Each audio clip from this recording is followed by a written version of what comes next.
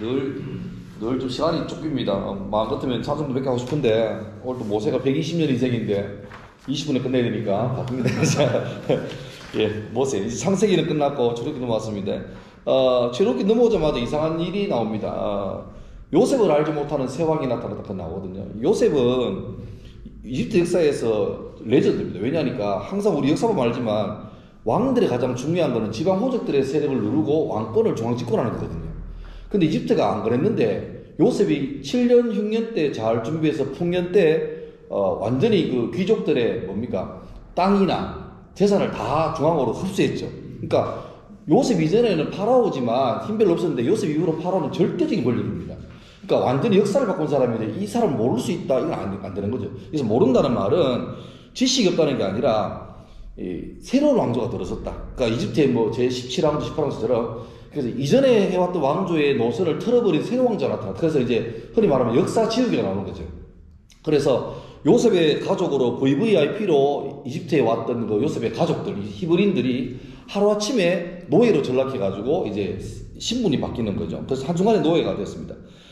근데 문제는 성경 말씀 가운데서 가장 첫 번째 하나님 명령이 뭐냐니까 창세기에 나오는 생육하고 번성하라거든요. 근데 이게 히브리인들은 철저했습니다. 그래서 노예로 살면서도 계속해서 자식들을 번성해서 낳았는데 예나 지금이나 똑같은 게 좀 잘 살면 흔히 이제 국민소득 1만 달러부터 소위 이제 좀 잘 살게 되는데 그때부터 결정적인 뭐냐니까 출산율이 줄어든답니다. 근데 이집트도 마찬가지예요. 이집트 사람들은 교황님께 살고 애를 적게 놓고 반면에 이스라엘 히브리인들은 계속 애를 많이 놓으니까 이 지배구조, 지배층인 사람들은 수가 급격히 줄고 피지배층들이 느는 거죠. 그러니까 지도부에서 위험한 거예요. 갔다 가다가 역모 일으키면 큰일 날 수 있겠다. 그래서 어떻게 하냐니까 자기들이 애 많이 놓을 생각 안 하고 대신에 이 히브리 민족들의 산하를 제한하자 해서 어떻게 하냐니까 산부인과사들한테 명령해가지고 앞으로 딸내미들이 히브리 딸내미 태어나면 놔두고 아들 태어나면 다 네가 알아서 죽여라. 왜냐니까 히브리인들은 순혈주의이기 때문에 이 성비가 안 맞으면 자연스럽게 인구가 감소하거든요. 근데 그걸 작전을 썼는데 결과적으로 실패했죠. 더 늡니다. 그러니까 히브리인들은 산모가 건강해서 산부인과 가기 전에 그냥 자가로 잘 놓는 거예요. 그리고 결과적으로 역사를 보면 21세기에 인구가 20세기 인구 폭증한다고 막 난리였잖아요. 그때 기억나시죠? 아들, 딸 구별 말고 잘 낳은 딸 하나. 그 정책을 쓴 지가 제가 알기로는 74년도에 모자보건법이 들어왔거든요. 그 산하 제한법입니다. 그런데 불과 한 세대 만에 바뀌었잖아요. 20세기 들어서 산하 제한이 성공한 전 세계 유일한 두 나라가 중국하고 한국입니다. 근데 지금 한국도 지금 박살났고 중국도 지금 벌써 14억인데 벌써 인구 준다고 난립니다. 그러니까 이게 하나님 명령은 그때나 지금이나 유효한데 이걸 인간의 계산으로 맞춰가면 이게 충돌되면은 반드시 뭔가 문제가 생기는 거죠. 자, 이 분위기에서 레위 지파였던 아므람과 요게벳이 미리암과 아론이라는 애가 있는데 이제 남자 놓지 마라라고 법이 떨어졌는데 이 부부가 분위 파악 못하고 애를 놓습니다. 그런데 이런 거죠. 요즘이야 산부인과 가면 성별이 나오는데 그때는 10달 동안 산모의 기도 제목이 하나일 겁니다. 제발 딸 낳아오도록. 아들 놓으면 죽어야 되니까. 근데 이 기도의 제목도 다 날라가 버리고 넣어보니까 아들이 그러면 산모가 볼 때 아들이 축복입니까? 재앙입니까? 솔직히 말하면 축복도 아니죠. 재앙이죠. 근데 성경 말씀 보면 출애굽기 2장 2절 보면 그 여자가 임신하여 아들을 낳으니 그가 잘생긴 것을 보고 석 달 동안 그를 숨겼으나 제가 우리 첫째에 놓고 깜짝 놀랐습니다. 왜냐니까 애가 태어나자마자 이제 막 보잖아요. 뭐 다큐는 있겠지만 저 처음 봤습니다. 태어나자마자 진짜 뭐 대충 정리해서 보여주는데 애가 쭈글쭈글하고 누렇고 엉망이에요. 그래서 이게 객관적으로 잘생기지 않았습니다. 그리고 또 하나 남자가 태어나면 죽여야 되는 분위기에서 10달 동안 그렇게 딸내미를 기대했는데 아들 태어났다. 그러면 이 애가 아름다워 보기는 그냥 눈물이 앞을 가리죠. 근데 이 어머니가 볼 때는 잘생겼다는 거예요. 근데 그 밑에 구절 보면 히브리서 말씀 보면 믿음으로 모세가 낳았을 때에 그 부모가 아름다운 아임을 보고 저 이 말에 동의 안 됐거든요. 근데 그 밑에 구절 사도행전 7장 보면 다른 게 나옵니다. 그때 모세가 낳았는데 하나님 보시기에 아름다운 줄에 나와요. 인간으로 볼 때 아들 태어나면 이거는 재앙이고 슬픈데 문제는 이 아들을 우리가 볼 때는 슬프지만 하나님 볼 때 얘를 좋아한단 말이에요. 그러니까 모세가 진짜 귀했던 건 뭐냐니까 다른 사람의 여론 따라가는 부모가 아니라 여론이 어떻든가 상관없이 하나님 마음이 어떤가를 살필 수 있는 부모를 만났다는 거. 그게 큰 복이죠. 큰 복이. 안 그래도 죽었을 겁니다. 그런데 애를 아무리 숨겨 키워도 석 달쯤 되니까 애가 우는 소리가 커지니까 이 걸리면 일가족이 왕명을 어기기 때문에 몰살당하죠. 그래서 할 수 없이 석 달 키우다가 100일쯤 돼가지고 어쩔 수 없어가지고 어머니가 그러니까 갈대로 상자를 만들어가지고 역청으로 방수 처리 다 한 다음에 그 100일 되는 애를 거기 앉혀놓고 날강에 떠내려 보냅니다. 이게 그 부모의 모성의 한계입니다. 아무리 잘 키우고 싶지만 할 수가 없잖아요. 근데 떠내려 보내는데 하필이면 그 갈대 상자가 나일강에서 목욕하는 파라오의 딸, 공주가 목욕하는 장소로 흘러갑니다. 이게 의도적인지 왜인지 모르겠지만 흘러가는데 공주가 목욕하다 보니까 왜 상자가 떠내려와요? 열어보니까 성경 보면 나옵니다. 상자를 여니까 그때 애가 울더래요. 만약에 이미 울어가지고 열었는데 애가 콧물 눈물 다 흘리면 히브리인하고 이집트 사람하고 인종이 달라서 열어보는 순간 압니다. 아, 이게 자기 아버지가 명령한 히브리인 애구나. 숨겨켰다가 버렸구나. 그러면 공주가 아버지 말을 지켜야 되죠. 그럼 당장에 신하들 보내서 처치를 해야 되겠는데 하필이면 안 울다가 여는 순간에 딱 우는데 이 파라오의 딸 공주 마음속에 갑자기 그 타이밍에 모성이가 생긴 거예요. 아버지 말을 어기는 줄 알지만 지도 사람이고 외사인데 이 애 이대로 놔두면 나일강에 악어 먹이 될 건데 불쌍하잖아요. 그래서 아버지 말이지만 딸이 어기고 애를 키웁니다. 자기 왕조를 입양하는 거죠. 근데 문제는 뭐냐니까 입양을 했는데 이 처자가 애를 입양했는데 뭐 줄 게 있어요. 요즘처럼 맘막혀가 있는 것도 아니고. 그래서 숲에 내립니다. 인근에 전 나오는 아줌마 있나 물어봐라. 그때 하필이면 누가 이 모세 엄마 요괴벳이 나와가지고 예, 제가 저지 나옵니다. 그래서 역사상 최초로 모세 어머니 요괴벳은 자기 애에게 젖주면서 월급 받은 여자입니다. 희한하죠, 그죠? 어차피 지혜 줄 건데, 그리고 공주가 입양하다 보니까 공주 애를 다 키우는 게 아니고 거의 친모가 유모가 돼가지고 애를 키우는 거죠. 그리고 할 때 어릴 때부터 요괴벳이 모세에게 니는 이집트 사람이 아니고 히브리 사람이다. 이걸 가치관으로 심어준 것 같아요. 왜냐니까 그렇게 해서 하루아침에 노예에서 이집트의 대군이 됐는데 40년 동안 자랐는데 40살 돼가지고 시찰 나갔다가 이집트 군인이 히브리 노예 자기 동족을 막 때리는 걸 봅니다. 그래서 이 모세 마음에 자기 동족이 맞으니까 열받아가지고 그 군인을 이렇게 탁 처치해버립니다. 그러니까 당시 왕궁에서 컸으니까 지금 치면은 뭐 경제학, 경영학, 회계학뿐만 아니라 군사학 다 배운 거죠. 무술도. 그러니까 탁월한 실력으로 그 군인을 제압해서 죽여버립니다. 죽이고 이렇게 묻어버립니다. 자기 나름대로는 내가 그래도 내 동족에 의해서 큰일 했다 생각했을 거예요. 근데 그 다음날 나가보니까 이제는 자기 민족끼리 싸우고 있는 거예요. 그러니까 모세가 기가 막힌 거죠. 우리가 대동단결해서 하나 돼도 될까 말까 하는데 우리끼리 왜 싸우냐 이런 거죠. 그래서 막 남부래니까 그 싸우던 사람들이 이런 말 합니다. 아니 어제는 와서 이집트 군인 죽이더니만 오늘은 우리 죽이려고 한다 이러는 거예요. 깜짝 놀래가지고 갑자기 도망가 버립니다. 왜냐니까 생각해보세요. 이집트 왕궁에서 모세는 다 압니다. 쟤는 히브리 노예인데 저 힘있는 공주가 입양해서 키우는 걸 알아요. 근데 다른 왕자들에게서는 모세가 잠재적으로 자기 대권의 경쟁자잖아요. 그럼 얘들은 형제지만 허점 하나 있으면 그걸로 물고 늘어져서 보내버려야 됩니다. 우리도 단종돼야 알잖아요. 뭐 삼족을 멸하잖아요.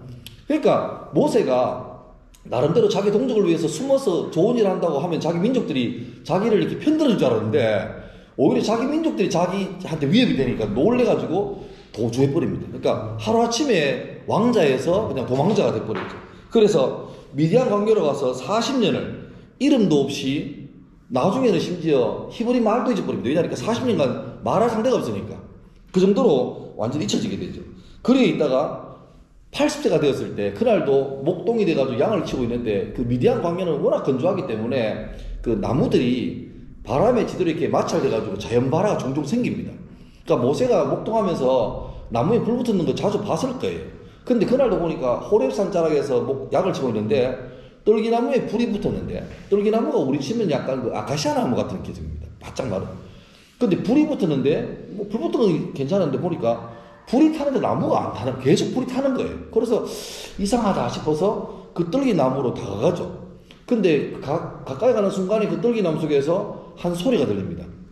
모세야 네가 선 곳은 거룩한 땅이니까 네 발에서 신을 벗어라 이런 말합니다. 고대 사회에서 신발은 그 사람이 신분이거든요.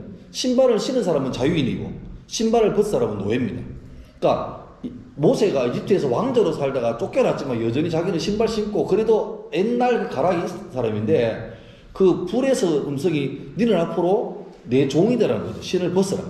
불에서 듣는 음성이 니는 빨리 다시 이집트 돌아가서 내 민족을 구원해내라. 이게 모세의 사명입니다. 그러니까 모세가 말하죠. 저는요 큰 사고 치고 도망가가지고 무능합니다 하니까 하나님께서 내가 너와 함께 할게. 근데 그 다음 말이 그러면 내가 돌아가서 갑자기 파라오한테 하나님이 나를 여기 보냈다. 내 백성 내달라. 그리고 백성들한테 가서 너는 날 따라오너라 이런 말하면 백성들이 니한테 말한 사람이 누군데 니를 믿고 따라가느냐 하지 않겠습니까? 그래서 이런 말하니까 그때 하나님이 최초로 성경에서 자기를 소개합니다. 도대체 나를 부르신 분이 누구랄까요? 하니까 그때 하나님께서 이런 말합니다. 나는 스스로 있는 자니라. 이게 영어로 말하면 I am who I am이거든요. I am that I am. 쉽게 말해서 직역하면 나는 나다는 거예요. 내가 누구냐고? 난 난데. 이 말은 나는 누구의 자식이고 멧돼소리 이게 아니고 나는 스스로 존재하는 자다. 자존자다. 그래서 이 스스로 있는 자, 나는 나다는 말이 히브리 말로 여호와입니다. 그리고 여호와란 말은 그 히브리 사람이 얼마나 하나님을 귀하게 여기냐니까요. 성경을 필사하는 사람이 성경을 읽다가 이렇게 옮겨 쓰다가 여호와란 말이 나오잖아요. 그러면 멈추고 가서 손을 씻고 다시 와서 여호와 씁니다.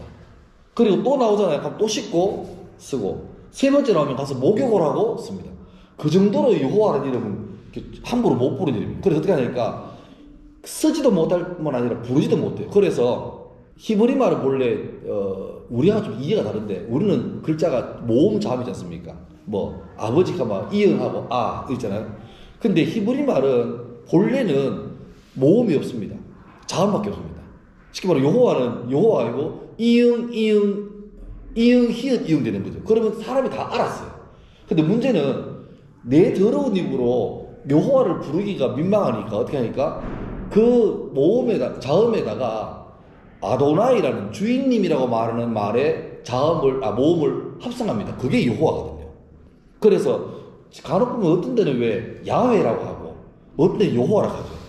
그러니까 야훼란 말은 모음을 떼고 자음으로 추정되는 말이 야훼고 여호와란 말은 야훼란 말에 아도나이란 말에 모음 붙여가지고 나온 말입니다.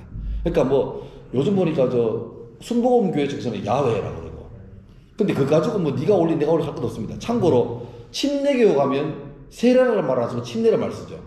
근데 그게 올리 내가 올리 그거 할 필요도 없고 괜찮습니다. 그러니까 침례교 가면 철저하게 침례 요한 침례 이래 쓰고 일반 장로교에서는 다 세례 요한 이래 쓰는데 그거는 뭐 교단상의 차이고 용어상의 차이지 그거 가지고 뭐 구원이 여기만 있고 그거 할 필요도 없고 참고하시면 되겠습니다.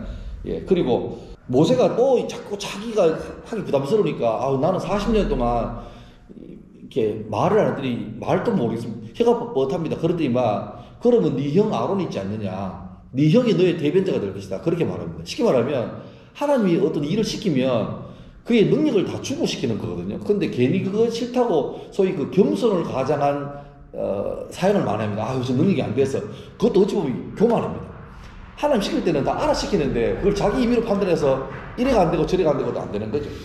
자, 그리고 40년 전에 자기 목숨을 위해서 도망쳐 나왔던 그 이집트 파라오의 궁전으로 다시 갑니다. 아주 불편하죠.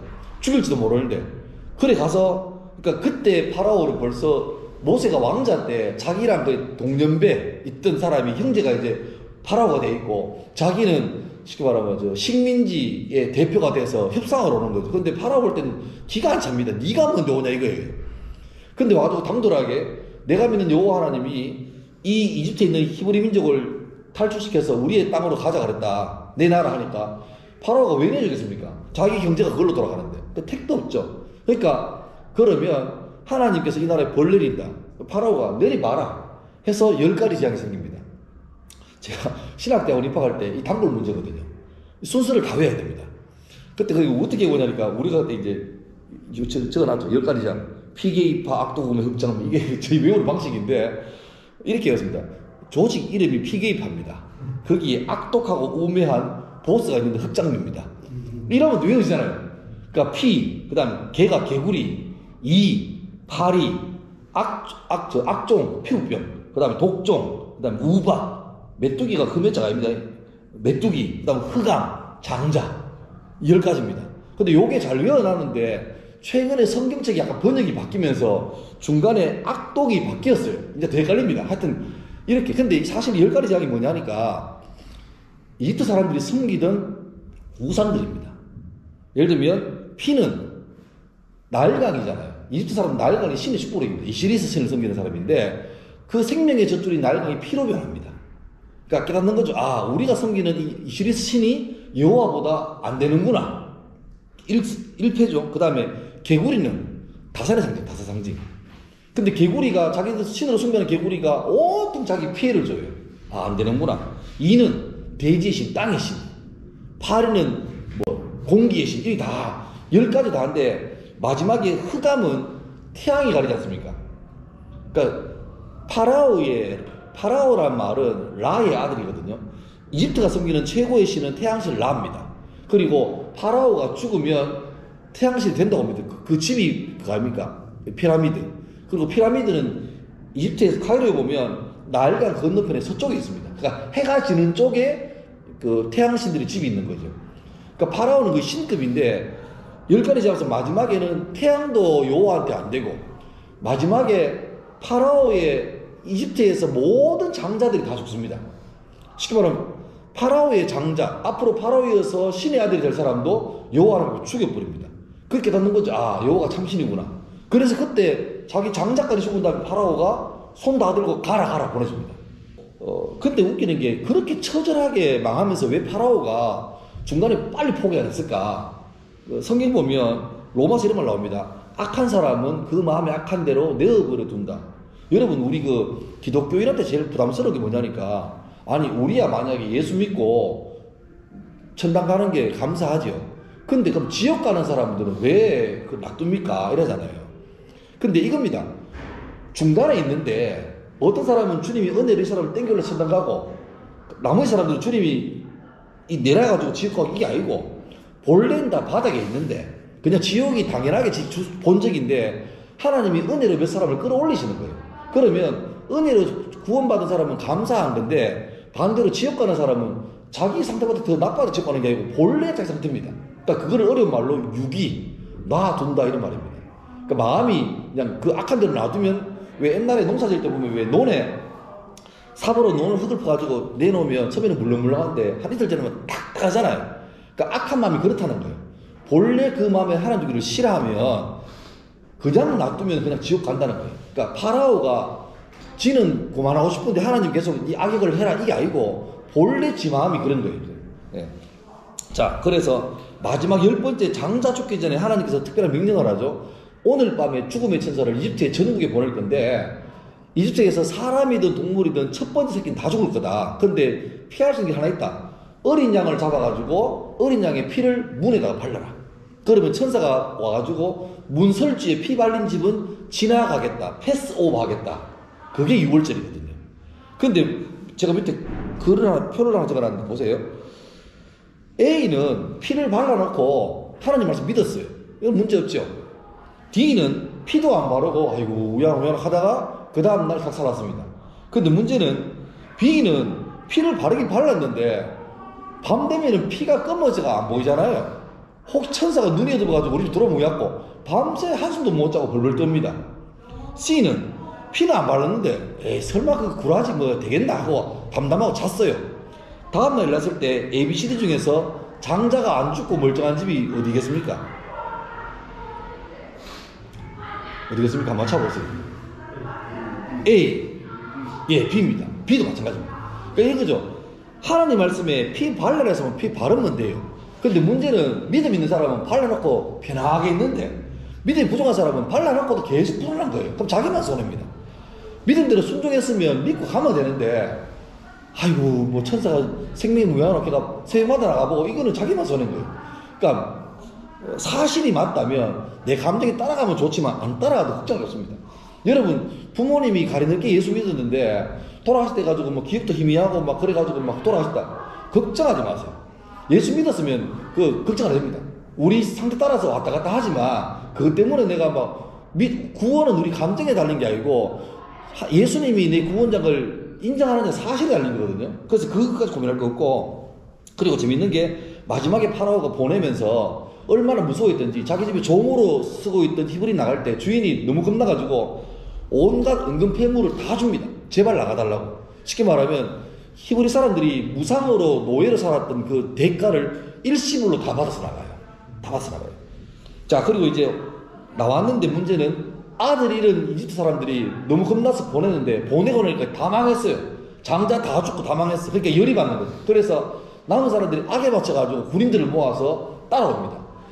이 히브리 사람들은 도망가가지고 이제 광야로, 가나안 땅으로 가려고 준비하고 있는데, 자기 앞에 홍해 바다가 있을 즈음에 저 뒤에서 군인들이 따라와요. 그러니까 진퇴양난이죠. 앞에는 바다, 뒤에는 군인.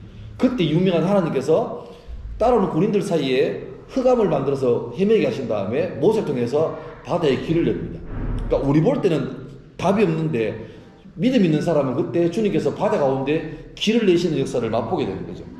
그리고 이스라엘 사람이 다 건넌 다음에 뒤늦게 따라온 이집트 군인들이 그 바다에 진입하는데, 그들이 다 들어왔을 때 다시 모세가 건너가서 다시 손을 뻗으니까 바닷물이 회복되는 거예요. 그래서 이집트가 그때 완전히 겨우 남았던 세력들도 망하죠. 그러니까 그 제국이 그때 결정적으로 타격을 입고 제국이 멸망하는 그런 계기가 되고 있습니다. 그리고 재밌는 게 이집트에서 가나안 땅까지 어른들 걸음으로 한 주 하면 가는 거리예요. 근데 무려 그 걸음을 40일 동안 헤매거든요. 왜 그러냐니까 가데스 바네아라는 중간지점에 왔을 때 12정탐꾼을 세워서 미리 한번 자기들이 갈 땅을 시찰하게 합니다.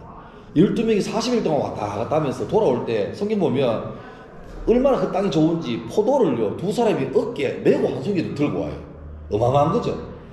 근데 문제는 12명이 돌아가지고 두 사람, 여호수아와 갈렙은 정말 좋은 땅이다, 가자, 하나님께서 우리한테 좋은 땅을 준비해놨다 이래야 되는데 10명이 반대 말합니다. 가보니까 이미 요새가 다 있고 군인들이 있고 우리 가면 작살난다, 우리는 400년 동안 노예하다 왔는데 자들 군인이다, 못 간다, 다시 돌아가자, 컴백하자. 근데 여론이 2명을 안 따르고 10명을 따라가 버립니다. 순식간에 방금 자기들이 바다 건너와 놓고 하나님께서 이집트에 공동묘지가 없어서 우리 모래 광야에 보냈네, 돌아가자. 그때 하나님께서 무서운 말씀하세요. 돌아갈래? 그러면 너는 아무도 더 갈 마음이 없네, 내 귀에 들린 대로 해줄게 해서 모세와 함께 빠져나왔던 사람 중에서 20살 이상의 어른 중에서 무사하게 가나안 땅에 들어간 사람은 여호수아와 갈렙 두 사람 바뀌었습니다. 나머지는 다 광야에서 다 죽었어요. 그러니까 40년간을 헤맸는 게 이 믿음 없던 사람들이 그 했던 말이 이루어질 때까지 계속 하나님께서 버틴 거죠. 버티고 새로운 세대와 함께 들어갑니다. 이 참 어떻게 보면 되게 무서운 말씀이에요.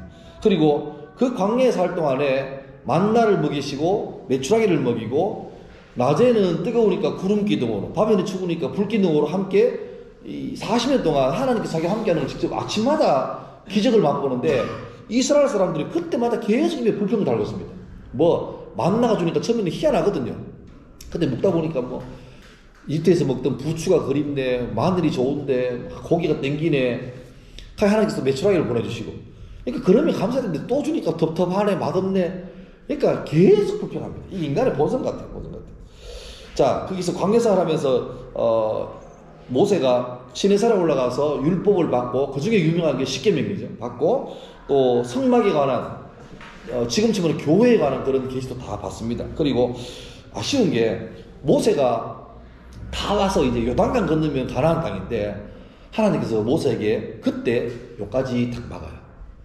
너보 산에 올라가가지고 모세가 눈 들어보니까 가나안 땅이 다 보입니다. 꿈에 그리던 가나안 땅입니다. 그런데 하나님께서 참 매정하시게 니는 요까지 돼 다 해요. 그리고 모세는 못 들어갑니다. 그리고 신기한 게 모세가 그 산에서 가나안 땅을 본 다음에 하나님을 순종해서 딱 생명이 마감하는데, 성경 보면 모세의 시체는 없어져 버립니다. 아마도 시체가 발견되면 틀림없이 이스라엘 사람은 모세의 시체를 가지고 또 숭배합니다. 그러니까 아예 그런 일이 없애는 거죠. 그리고 모세 인생은 딱 나눠집니다. 40년 동안 이집트의 왕자로 컸다가 40년간 이름 없는 목자로 있다가 40년간 지도자로 완성돼가지고, 근데 그게 마지막에 40년 지도자 할 준비를 다 하신 거예요. 네, 참고로 맨 마지막 보시면 성경책 제일 처음에 창세기, 출애굽기, 레위기, 민수기, 신명기를 모세가 쓴 5개 성경에서 모세오경이라고 하는데, 창세기는 모세 이전의 역사입니다. 세상의 시작, 뭐 인간의 시작, 죄의 시작, 뭐 족장의 시작 그기고, 출애굽기는 이제 모세 통해서 출애굽 나오는 기록이고, 레위기는 하나님께서 이 죄 많은 사람하고 어떻게 살 거냐, 그래서 예배하는 법, 제사하는 법 그 내용이고, 민수기는 영어로 말하면 그겁니다. numbers, 숫자입니다. 숫자. 그러니까 처음에는 사람들이 불평했잖아요. 그래서 이 사람들은 다 멸망해가고 새로운 사람들 만들어가는데 그 광야에서 백성들이 줄지가 않아요. 주님께서 이 사람들을 키워가시고 보호해가시는 거예요. 또 신명기는 뭐냐니까 이미 나왔던 어른들이 다 죽고 다음 세대가 들어가잖아요. 근데 들어가기 직전에 모세가 유언처럼 자기 출애굽할 때 받았던 계명들을 아직 모르는 사람에게 교육해주는 복습입니다. 복습. 그 내용이 신명기입니다. 요 5개. 그래서 이렇게 하면 벌써 이제 우리 성경 속에 창세기, 출애굽, 레위기, 민수기, 신명기 대략 넘어가는 겁니다. 예, 오늘 여기까지 하고 제 기도하고 마치겠습니다.